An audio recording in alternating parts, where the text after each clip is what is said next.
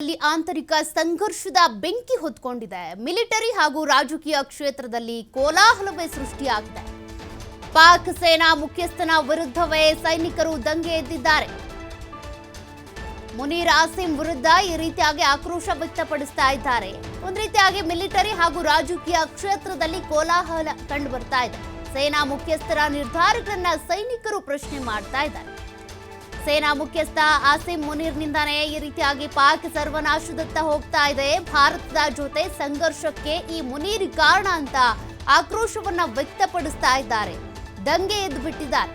ಅಲ್ಲಿ ನೋಡಿ, ಸರ್ಕಾರ ಮತ್ತು ಸೇನೆಯ ಮಧ್ಯೆ ಸಾಮ್ಯತೆ ಇಲ್ಲ, ಒಮ್ಮುಖದ ನಿರ್ಧಾರಗಳಿಲ್ಲ. ಬದಲಿಗೆ ಅಲ್ಲಿ ತದ್ವಿರುದ್ಧವಾಗಿ ನಿರ್ಧಾರಗಳನ್ನ ತೆಗೆದುಕೊಳ್ತಾರೆ. ಮಿಲಿಟರಿ ಸೇನೆ ಹೋಗಿ ಅಟ್ಯಾಕ್ ಮಾಡಿದ್ರೆ ಮುನೀರ್ ಅಲ್ಲಿನ ಸೇನಾಧಿಪತಿ ಏನಿದ್ದಾರೆ ಅವ್ರು ಹೋಗ್ತಾರೆ, ಬಚ್ಚಿಟ್ಕೊಳ್ತಾರೆ. ಬದಲಿಗೆ ಈ ಒಂದು ಯುದ್ಧ ವಿರಾಮವನ್ನ ತೆಗೆದುಕೊಳ್ಳೋಣ ಅಂತಾರೆ. ಅದೇ ರೀತಿಯಾಗಿ ಪ್ರಧಾನಿ ಅಲ್ಲಿನ ಶಹಬಾಜ್ ಶರೀಫ್ ಏನಿದ್ದಾರೆ ಅವರು ತಮ್ಮ ಸೇಫ್ಟಿಯನ್ನ ಮಾತ್ರ ನೋಡ್ಕೊಳ್ತಾರೆ. ಅದೇ ರೀತಿಯಾಗಿ ಯುದ್ಧ ಆಗ್ಲಿ ಅಂತ ಮೊದಲು ಪ್ರಚೋದನೆ ಕೊಟ್ಟಿದ್ದು ಕೂಡ ಈ ಆಸಿಫ್ ಮುನೀರ್ ಅವರು, ಅಲ್ಲಿನ ಸೇನೆಯ ಮುಖ್ಯಸ್ಥರು. ಆದ್ರೆ ಈಗ ಸೇನೆ ಹಾಗೂ ಅಲ್ಲಿನ ಸರ್ಕಾರದ ಮಧ್ಯೆ ಒಮ್ಮುಖದ ನಿರ್ಧಾರ ಅಥವಾ ಒಮ್ಮತದ ನಿರ್ಧಾರಗಳು ಬರ್ತಾ ಇಲ್ಲ. ಬದಲಿಗೆ ಅವರೊಂದು ಹೇಳ್ತಾರೆ, ಇವರೊಂದು ಮಾಡ್ತಾರೆ. ಹೀಗಾಗಿ ಸೈನಿಕರು ಈಗ ಮುನೀರ್ ವಿರುದ್ಧ ದಂಗೆ ಎದ್ದು ಬಿಟ್ಟಿದ್ದಾರೆ. ಒಂದಷ್ಟು ಪೋಸ್ಟರ್ ಅನ್ನ ಹಿಡಿದು, ನಿಮ್ಮಿಂದಾಗಿನೇ ಇಷ್ಟೆಲ್ಲ ಆಗ್ತಾ ಇರೋದು, ಪಾಕಿಸ್ತಾನ ಸರ್ವನಾಶ ಆಗೋದಕ್ಕೆ ನೀವೇ ಕಾರಣ ಅಂತ. 2022 ನವೆಂಬರ್ 29ನೇ ತಾರೀಕು ಸೇನಾ ಮುಖ್ಯಸ್ಥರಾಗಿ ಮುನೀರ್ ಅಧಿಕಾರ ವಹಿಸ್ಕೊಳ್ತಾರೆ. ಮುನೀರ್ ಜನಪ್ರಿಯನಲ್ಲ, ಬದಲಾಗಿ ಯುದ್ಧ ಪ್ರಿಯ. ಯುದ್ಧ ಅಂದ್ರೆ ಇಷ್ಟ ಈತನಿಗೆ. ಪಾಕಿಸ್ತಾನದಲ್ಲಿ ಆಸಿಂ ಮುನೀರ್ ಅಪಖ್ಯಾತಿ, ಖ್ಯಾತಿ ಇಲ್ಲ ಇವ್ರಿಗೆ, ಕುಖ್ಯಾತಿ ಆಗಿರೋದೇ ಜಾಸ್ತಿ. ಸಾರ್ವಜನಿಕರ ಬೆಂಬಲ ತೋರಿಸೋದಕ್ಕೆ ಅಂತ ಪೋಸ್ಟರ್ ಅನ್ನ ಹಿಡಿಯಲಾಗಿದೆ. ಇಸ್ಲಾಮಾಬಾದ್ನಾದ್ಯಂತ ಸೇನಾ ಮುಖ್ಯಸ್ಥನ ವಿರುದ್ಧ ಈ ಪೋಸ್ಟರ್ಗಳು ಮೊಳಗ್ತಾ ಇರೋದು. ತನ್ನನ್ನ ತಾನು ಪ್ರಭಾವಿ ಅಂತ ಬಿಂಬಿಸ್ಕೊಳ್ಳೋದಕ್ಕೆ ಪ್ಲಾನ್ ಮಾಡ್ದ, ಹಾಗಾಗಿನೇ ಯುದ್ಧಕ್ಕೆ ಪ್ರಚೋದನೆ ಕೊಟ್ಟ ಅಂತ. ಹಿಂದೆಂದೂ ಇಂತಹ ದೃಶ್ಯ ಕಾಣದ ಪಾಕ್ ಜನತೆ ತನ್ನ ಕುಟುಂಬಕ್ಕೆ ಲಾಭ ಮಾಡ್ಕೊಳ್ತಾ ಇದ್ದಾನೆ ಮುನೀರ್ ಅಂತೇಳಿ ಮುನೀರ್ ವಿರುದ್ಧ ಈಗ ಪಾಕಿಸ್ತಾನದ ಜನತೆ, ಮಿಲಿಟರಿ ಎಲ್ಲರೂ ಕೂಡ ದಂಗೆ ಎದ್ದು ಬಿಟ್ಟಿದ್ದಾರೆ. ಅವರೆಲ್ಲರ ಆಕ್ರೋಶಕ್ಕೆ ಮುನೀರ್ ನಡೆ ಕಾರಣ ಆಗ್ತಾ ಇದೆ. ಇನ್ನು ಮುನೀರ್ ಸ್ವಜನ ಪಕ್ಷಪಾತ ಮಾಡಿದ್ದಾರೆ ಅನ್ನುವಂಥ ಗಂಭೀರ ಆರೋಪಗಳು ಇವೆ. ಪತ್ನಿ ಸಂಬಂಧಿ ಮೊಹ್ಸಿನ್ ನಖ್ವಿಗೆ ಮಹತ್ವದ ಹುದ್ದೆಯನ್ನ ಕೊಟ್ಟಿದ್ದಾರೆ ಅನ್ನುವಂಥ ಗಂಭೀರ ಆರೋಪ ಇಲ್ಲಿ ಕೇಳಿ ಬರ್ತಾ ಇದೆ.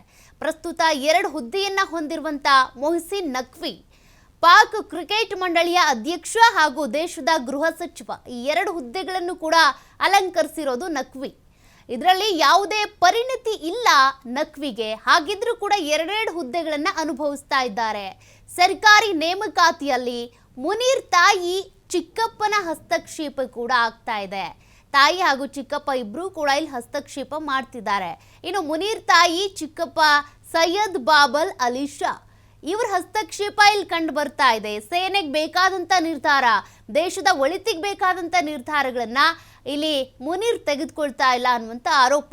2023ರಿಂದಾನು ಪಾಕ್ನ ಶಾಡೋ ಪ್ರಧಾನಮಂತ್ರಿ ಇವರು.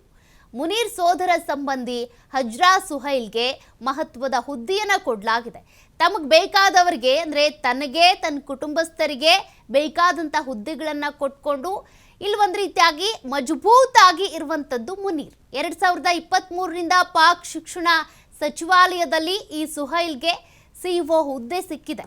ಹೀಗಾಗಿ ತನ್ನ ಕುಟುಂಬಸ್ಥರಿಗೆ ಹುದ್ದೆಗಳನ್ನ ಕೊಡೋದ್ರಲ್ಲಿ, ಐಷಾರಾಮಿ ಜೀವನ ಮಾಡೋದ್ರಲ್ಲಿ, ಒಳ್ಳೊಳ್ಳೆ ಹುದ್ದೆಗಳನ್ನ ಕೊಡೋದ್ರ ಮೂಲಕ ಈ ರೀತಿಯಾಗಿ ತಮ್ಮ ಜೀವನವನ್ನ ತಾವು ಸೇಫ್ ಆಗಿ ನೋಡ್ಕೊಳ್ತಾ ಇದ್ದಾರೆ. ಬಿಟ್ರೆ ಸೇನೆಗೆ, ದೇಶಕ್ಕಾಗಿ ಬೇಕಾಗುವಂತ ಯಾವ ನಿರ್ಧಾರವನ್ನು ಕೂಡ ಸರಿಯಾದ ನಿರ್ಧಾರವನ್ನ ಮುನೀರ್ ತೆಗೆದುಕೊಳ್ತಾ ಇಲ್ಲ ಅನ್ನುವಂಥ ಆರೋಪ ಇದೆ. ಈ ರೀತಿ ದಾಳಿ ಪ್ರತಿದಾಳಿಗಳಾಗ್ತಾ ಇದ್ದಂಥ ಸಂದರ್ಭದಲ್ಲೂ ಕೂಡ ಅಲ್ಲಿನ ಪ್ರಧಾನಿ ಶಹಬಾಜ್ ಶರೀಫ್ ಮತ್ತು ಸೇನೆಯ ಮುಖ್ಯಸ್ಥ ಮುನೀರ್ ಇವರಿಬ್ರು ಕೂಡ ಎಲ್ಲಿ ಎಸ್ಕೇಪ್ ಆದ್ರು, ಎಲ್ಲಿ ಸೇಫ್ ಆಗಿ ಬಂದ್ರು ಗೊತ್ತಾಗ್ಲಿಲ್ಲ. ಅದಾದ ನಂತರ ಪ್ರಧಾನಿ ಬಂದ್ರು, ಸುದ್ದಿಗೋಷ್ಠಿ ನಡೆಸಿದ್ದೇನು, ಮಾತಾಡಿದ್ದೇನು, ನಾವೇ ಗೆದ್ದಿದ್ದು ಹಾಗೆ ಹೀಗೆ ಅಂತ ಬರೀ ಒಡಜಂಬ ಬಡಾಯಿ ಕುಚ್ಕೊಳ್ಳೋದು ಬಿಟ್ರೆ ಸೇನೆ ಯಾವ ರೀತಿಯಾಗಿರ್ಬೇಕು, ಏನ್ ನಿರ್ಧಾರ ತೆಗೆದುಕೊಳ್ಬೇಕು ಅದ್ರ ಬಗ್ಗೆ ಗಾಂಭೀರ್ಯತೆ ಇಲ್ಲ ಈ ಮುನೀರ್ ಅವ್ರಿಗೆ.